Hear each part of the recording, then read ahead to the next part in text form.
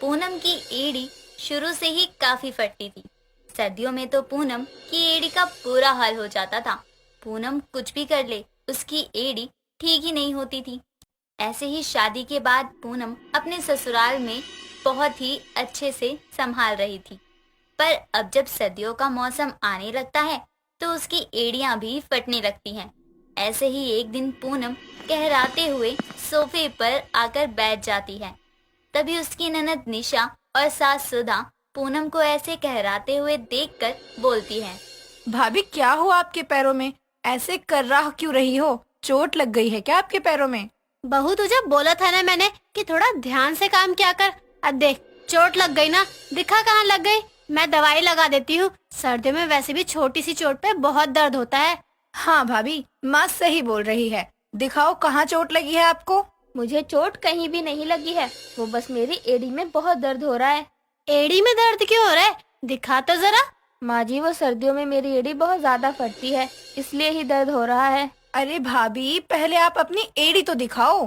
पूनम अपनी एड़ियां दिखाती है और जैसे ही सुधा और निशा पूनम की एड़ियां देखते हैं तो सुधा कहती है। हाय हाय, ये क्या है?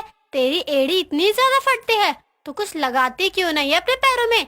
माँ जी, कोई फायदा नहीं है, मैं कुछ भी लगा लूं, एड़ी का तो बुरा हाल हो ही जाता है। अब भी सर्दियाँ आ रही है ना, इसलिए यही होगा। क्या करूँ माँ जी, ये तो हर बार का ही हो गया है मेरे साथ। कोई बात नहीं भाभी, आओ मैं आपके पैरों में तेल लगा देती हूँ। थोड़ा बहुत तो आराम मिल ही जाएगा। हाँ, निशा सही बोल रही है। जा बेटा, और हाँ, थोड़ा तू काम संभाल लियो। पूनम पर ही सारा काम आ जाता है। बार बार पानी में जाना उसकी एड़ी के लिए ठीक नहीं है ना। माँ, आपकी बात तो सही है, लेकिन आपको तो पता है ना कि मैं ज्यादा पानी में काम नहीं कर सकती हूँ। मुझे बहुत जल्द सर्दी लग जाती है। मैं भाभी के तेल लगा देती हूँ। जैसे ही भाभी थोड़ा ठीक महसूस करने लगेगी तो वो काम कर लेगी। क्यों भाभी, मैं सही बोल रही हूँ ना? हाँ हाँ, निशा बिल्कुल ठीक कह रही है माँ जी। मैं घर का सारा काम खुद कर लूंगी, आप दोनों चिंता मत करो। ठीक है बहू, तू बोल रही है तो मैं मान लेती हूँ, लेकिन कोई भी जरूरत हो तो निशा को बता दियो, वो तेरी मदद कर देगी। ठीक है निशा, इतना तो कर सकती है ना? या अब भी कोई दिक्कत है? हाँ माँ, मैं भाभी की सारी मदद कर दूंगी। इसमें भी भला कोई बोलने वाली बात है। चलो भाभी। इतना बोलकर निशा वहां से पूनम को लेकर चली जाती है और उसके पैरों में तेल लगाती है। लेकिन पूनम के पैरों में उसका कोई असर नहीं होता। ऐसे ही कई दिन निकल जाते हैं। कुछ दिनों बाद पूनम बिना चप्पल पहने ही बाहर मोहल्ले में जाकर औरतों के साथ बैठे बातें कर रही होती है। और थोड़ी ही देर में जब अपने घर वापस आती है तो अपनी सास सुधा के साथ बैठती है। तो सुधा उससे कहती है। बाहर कहाँ गई थी तू, और वो भी बिना चप्पलों के? माँ जी, मैं तो यहीं अपने मोहल्ले में खड़ी थी, बात कर रही थी। धूप भी अच्छी आ रही है ना बाहर। अरे धूप अच्छी हो रही है तो तू अपने पैरों को भूल जाएगी क्या? एड़ी जो फट रही है वो ठीक हुई? माँ जी, कहाँ ठीक हुई। तेल लगा लिया, क्रीम लगा ली, लेकिन फिर भी कोई असर नहीं होता। चलने में भी अब दर्द हो रहा है। क्या ही करूँ मैं अपनी क्रैक हील का। आप ही कोई नुस्खा बताओ ना माँ जी। मैं नुस्खा बता तो दूं, पर तेरे पैरों में कोई असर नहीं होने वाला है। क्यों माँ जी, मेरे पैर पर कोई नुस्खा क्यों नहीं असर करेगा? आप ऐसे क्यों बोल रही हो? असर इसलिए नहीं करेगा क्योंकि तू देख रही है खुद को, नंगे पैर बाहर जाएगी, घूमेगी फिरेगी, तो यही होगा ना। अरे जब पता है तुझे कि तेरी एड़ी फट रही है तो क्यों बिना चप्पलों के जाती है तू? माँ जी, यहीं अपने घर के बाहर तक गई थी मैं, अब यहाँ भी क्या चप्पल पहन कर जाऊँ मैं? और नहीं तो क्या। अरे तेरी एड़ी इतनी फट रही है और तू बिना चप्पलों के जा रही है। ऐसे तो तेरी एड़ी जितनी ठीक भी हो रही होगी ना, वो भी नहीं होगी। माँ जी, मुझे बिना चप्पल के जितना अच्छा लगता है ना, उतना चप्पल पहनकर नहीं लगता। जब तुझे मेरी बात सुननी ही नहीं है तो तू पूछ क्यों रही है मुझसे? अरे जब तू अपनी एड़ी का ख्याल ही नहीं रखेगी तो यही होगा। क्रीम लगाकर चप्पल पहनकर रहेगी, गंदगी नहीं लगेगी, तब तो कुछ ठीक होगी ना।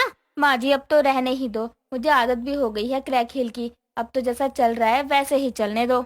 देखा, यही बोल रही थी मैं, तुझे करना अपने मन की ही है तो कर, अब मुझे कुछ बोलना ही नहीं है। इतना बोलकर सुधा वहां से चली जाती है। पूनम को अपनी फटी एड़ियों से बहुत परेशानी होती थी, लेकिन वो अपनी एड़ियों का जरा भी ख्याल नहीं रखती थी, इसलिए उसकी एड़ियां बहुत ही ज्यादा फटती थी। वो अपनी सास की बात को भी मानने से इनकार कर दिया करती थी। कई दिनों तक ऐसा ही चलता रहता है। कुछ दिनों के बाद पूनम के पैर बहुत ही ज्यादा फटने लगते हैं। और वो अपने कमरे में ही बेड पर बैठी होती है। थोड़ी देर बाद वहाँ पूनम का पति केशव आता है और पूनम के पैरों को देखकर कहता है, क्या हो गया? आज तुम यहाँ वहाँ नहीं घूम रही हो, एक जगह ही बैठी हो। तबीयत तो ठीक है ना? हाँ, तबीयत तो ठीक है मेरी, लेकिन मेरी एड़ियाँ बहुत फट रही है और चल रही हूँ तो एड़ी में जलन भी हो रही है। माँ जी ने पहले ही बोला था कि मैं बिना चप्पल के घूमती हूँ, तभी ये हुआ है। हाँ तो माँ की बात पहले ही सुन लेती तो कम से कम ऐसे दर्द में तो नहीं रहती ना तुम। अब मुझे ताने देने की बजाय ये बताओ कि मैं क्या करूँ। जिस तरह तुम्हारी एड़ी हो रही है ना, अभी तो इसमें तुम्हें कोई क्रीम या लोशन की जरूरत नहीं, सीधा सीमेंट ही लगेगा, उसी से तुम्हारी एड़ियां भरेंगी। मैं बोल रहा हूँ। आप मजाक बना रहे हो मेरी एड़ियों का?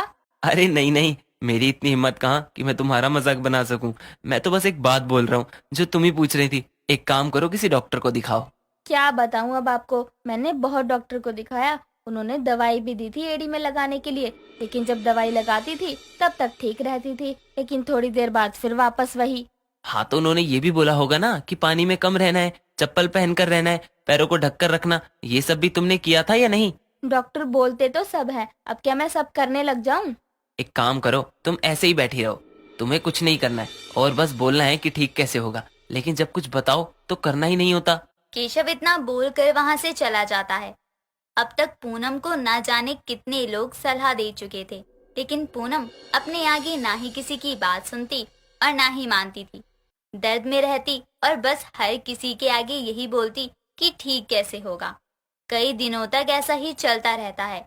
कुछ दिनों के बाद पूनम की हद से ज्यादा एड़ियां फटने लगती हैं और दर्द बर्दाश्त के बाहर होने लगता है।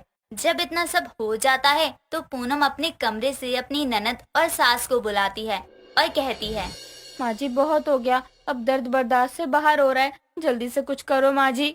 मैं क्या करूँ, तू बाद में वापस वैसी ही हो जाती है। अभी कुछ कर दो, थोड़ी देर बाद ठीक महसूस करने लगे तो फिर वैसे ही घूमने लग जाएगी। अब क्या हम बार बार तेरे पीछे घूमते रहे? नहीं माँ जी, अब आप जो बोलोगी मैं वही करूँगी, लेकिन एड़ी जो फट रही है वो ठीक कर दो। हाँ माँ, देखो तो जरा भाभी के पैर कैसे हो गए हैं, जल्दी से कुछ करो ना, भाभी को कितना दर्द हो रहा होगा। हाँ माँ जी, निशा सही बोल रही है, बहुत दर्द हो रहा है। अच्छा ठीक है, तो यही रुक, मैं अभी आती हूँ। इतना कहकर सुधा वहाँ से चली जाती है और अपने कमरे से हीटर, जुराबे और बोरोप्लस लेकर आती है। ये सब देखकर पूनम कहती है, माँ जी ये सब क्या, और इससे क्या होगा? बहू, ये बोरोप्लस में तेरे एड़ी में लगा देती हूँ, तो बाद में जुराबे पहन कर रहेगी और हीटर के आगे रहेगी तो जल्दी ठीक हो जाएंगी तेरी एड़ियाँ।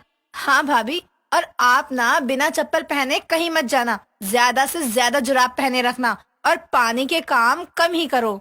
मैं कर लूंगी आपके बदले काम, वरना ये आपके क्रैक हील को ज्यादा ही परेशानी बन सकते हैं। सुधा पूनम की एड़ियों में बोरोप्लस लगाती है और उसे सॉक्स पहनने के लिए कहती है।